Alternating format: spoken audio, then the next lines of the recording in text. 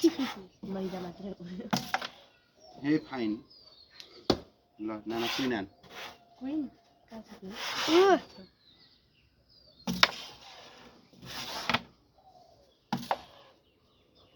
queen यो गोटी यसको पछाडि हान्नु पर्दैन तैले ल यसको पछाडि हान्नु यहाँबाट हान् बलबाट यसको पछाडि हान् तेरो यो यहाँ छ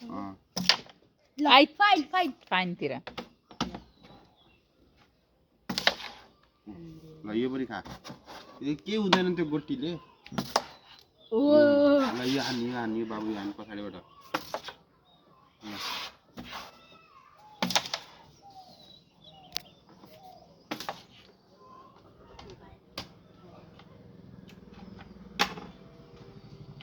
नाना यो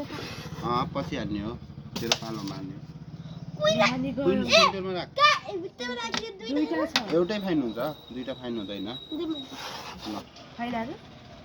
ए बाबुको हो नि ए ल नानाको फाइन हो नि त मेरो फाइन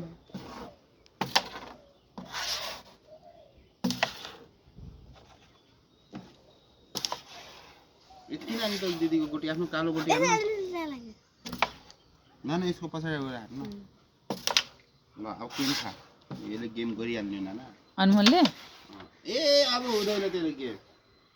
दुईटै फसिहाल्छ यो यस्तो सब मिलाइदिनु भएको छ दिदीको ती माया गर्छ दिदीलाई ल यो पनि मिलाइदिनु भएको छ भाइलाई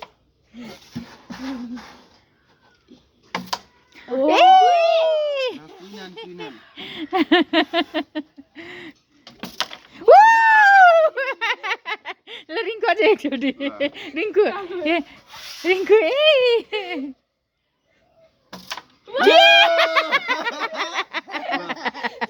ल 6 पोइन्ट भयो 6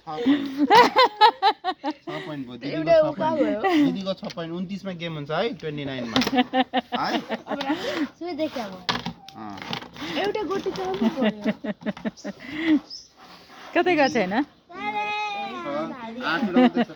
दिदी हिजो दिदी आदत त दिदी बराबर यता छिरे छ कि 5 6 7 8 9 छ यता छिरे छ ठीक छ दिदी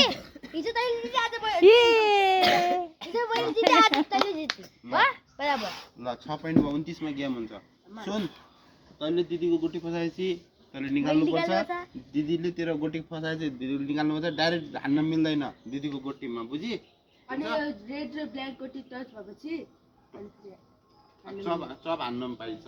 है ल ल ल सेतो भयो तेरो अमलको सेतो